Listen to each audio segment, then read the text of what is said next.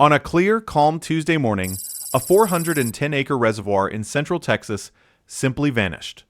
Not from a hurricane, not from a historic drought. It was emptied by a single, catastrophic failure deep beneath its surface, a 9-decade-old secret, hidden in steel.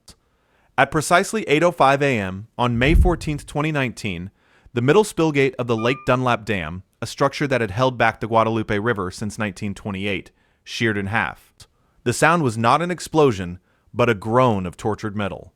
A deep resonant snap that echoed across the water. Then a roar. Within hours, 1.9 billion gallons of water were gone, funneled downstream as if a plug had been pulled from a colossal basin. The entire ecosystem of a community was erased before lunchtime. By that afternoon, the landscape of New Braunfels, Texas, had been rewritten. A shoreline that moments before held multi-million-dollar homes and recreation now looked out over a vast, draining canyon of mud.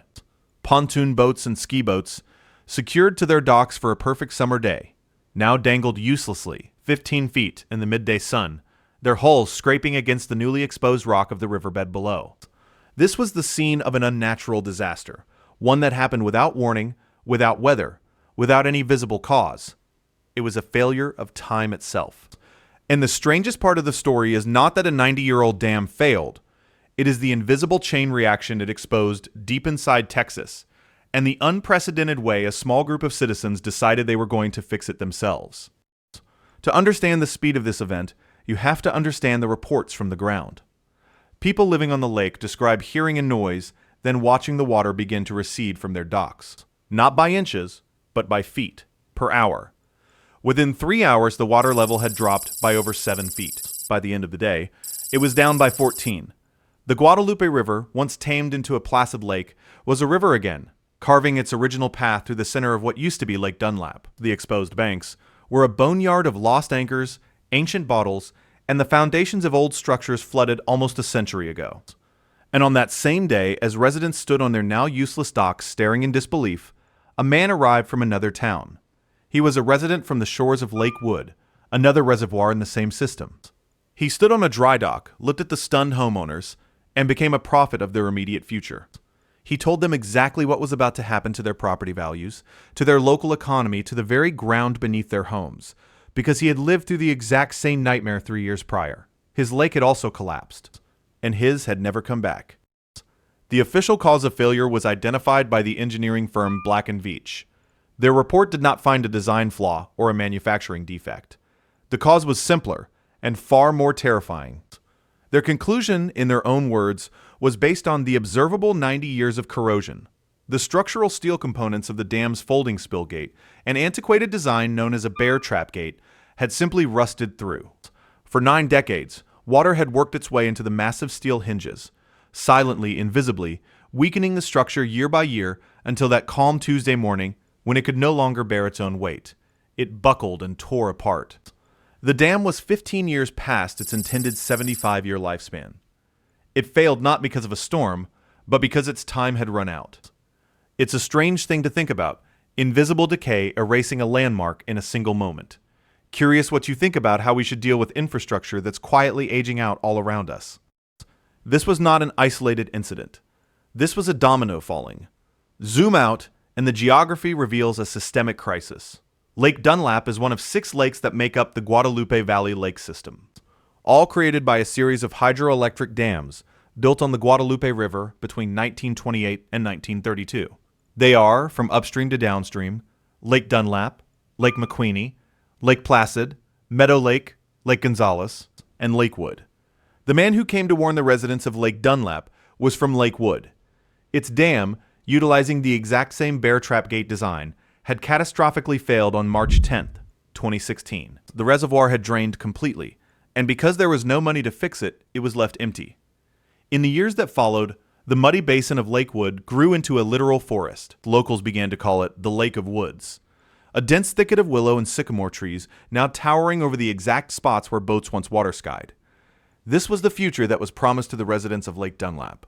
A permanent mudflat, a ghost lake. And the pattern was not yet finished. The fall of Lakewood in 2016 was the first domino. The collapse of Lake Dunlap in 2019 was the second.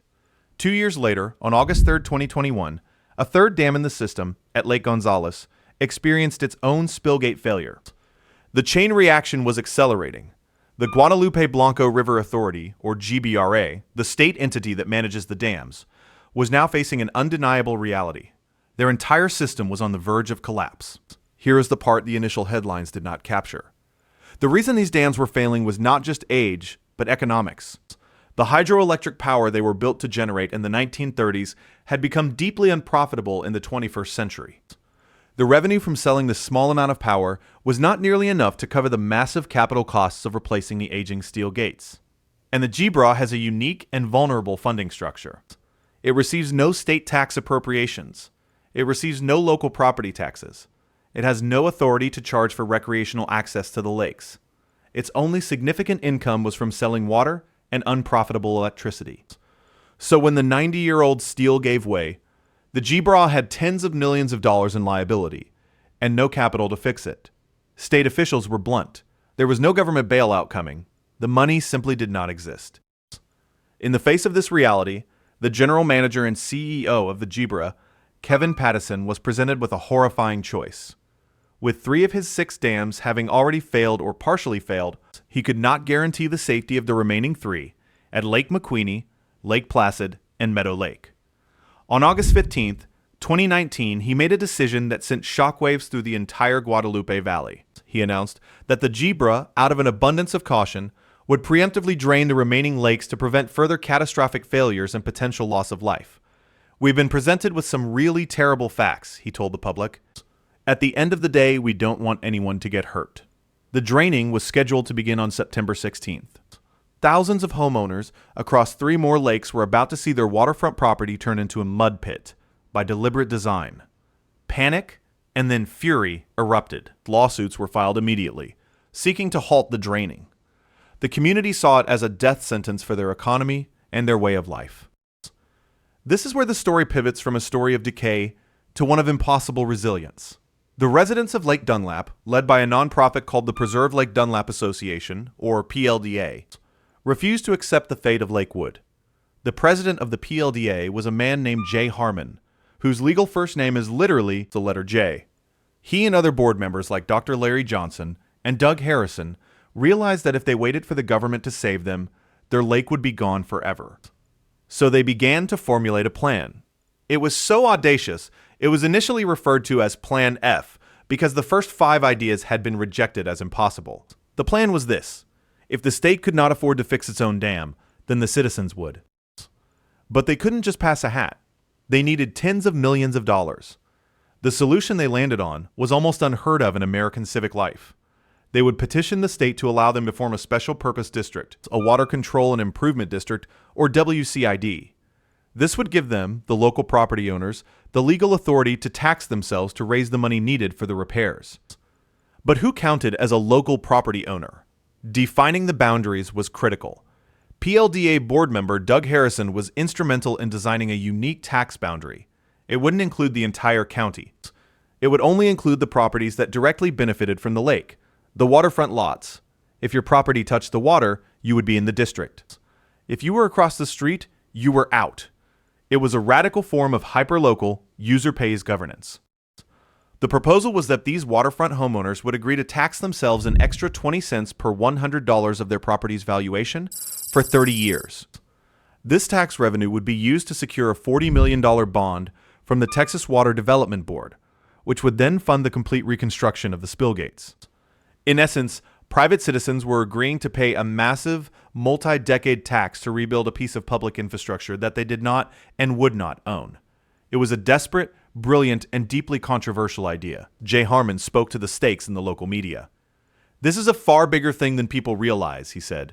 "Some people's livelihoods are based on renting out homes. How will they pay their bills? It's not like someone said on Facebook, 'Aw, those poor millionaires lost their private lake.'" He was framing it as an economic survival plan for an entire community. The GBRA, facing immense legal pressure and seeing a potential financial lifeline, agreed to partner with the citizens. They halted the planned draining of the other lakes and supported the WCID proposal. On November 3, 2020, the fate of the lake was put to a vote. The The propositions to create the Lake Dunlap WCID and authorize the tax were on the ballot in Comal and Guadalupe counties. The vote was not even close. The homeowners, facing the permanent loss of their lake, voted overwhelmingly to tax themselves. They chose to pay. They chose to rebuild. This kind of citizen-led infrastructure funding has become a quiet model for other communities facing similar neglect. If you want to see more stories about how society and infrastructure collide in these unexpected ways, you can subscribe. We post deep dives like this whenever we find a story that needs to be told. With the funding secured, the clock started on one of the most unique construction projects in the state's history. Construction began on May 14, 2021, exactly 2 years to the day after the collapse. The old, corroded bear trap gates were demolished and removed. In their place, engineers installed modern, hydraulically actuated steel crest gates. These new gates were not a 1920s design. They were a 21st century solution, designed for precise control and longevity. For 1,571 days, Lake Dunlap remained a ghost of itself, a river running through a muddy scar. But on August 31, 2023, the new gates began to rise. Water from the Guadalupe River, for the first time in over 4 years, began to back up behind the new structure. The process was slow, deliberate. The lake refilled inch by inch, then foot by foot. On October 26, 2023, the water level officially reached its normal surface elevation of 575 feet. Lake Dunlap was back. The boats were lowered from their hoists. The waterfront was once again a waterfront. It was a victory against overwhelming odds, a testament to a community's refusal to die. But here's the detail that tells the next chapter of the story. The victory created a new, unforeseen problem. The old 1920s bear trap gates were leaky. They were inefficient. Even when closed, water constantly spilled over the top and seeped through the cracks, ensuring a steady, natural flow of water in the Guadalupe River channel immediately downstream of the dam. It was an accidental feature of their decay. The new, multi-million-dollar hydraulic gates, however, are perfect. They are precise. They seal tight, and under normal operating conditions, they are designed to route the river's flow not over the dam, but down a 2-mile-long canal directly to the hydroelectric powerhouse. Almost immediately after the lake was refilled and generation restarted, residents living on the natural river channel just downstream of the dam reported an alarming phenomenon. Their section of the river was drying up. The constant, life-giving overflow they had depended on for decades was gone. The water hadn't vanished. It was being diverted. The engineering solution that saved the lake for one group of people had inadvertently dewatered the river for their neighbors just a few hundred yards away. It's a strange irony. Saving paradise in one place created a desert in another. Low-key, send this to a friend who lives near any kind of dam or river control system. The trade-offs are often invisible. This new conflict over water allocation, born from a brilliant solution, is now the central challenge for the restored Lake Dunlap and the Gibra. Fixing one problem created a new one, a classic story of water in the American West. And what began as one lake's collapse has become a statewide warning. The success of the Lake Dunlap WCID has been replicated to the communities at Lake McQueeney and Lake Placid. The very lakes threatened with draining back in 2019 have since formed their own citizen-led taxing districts.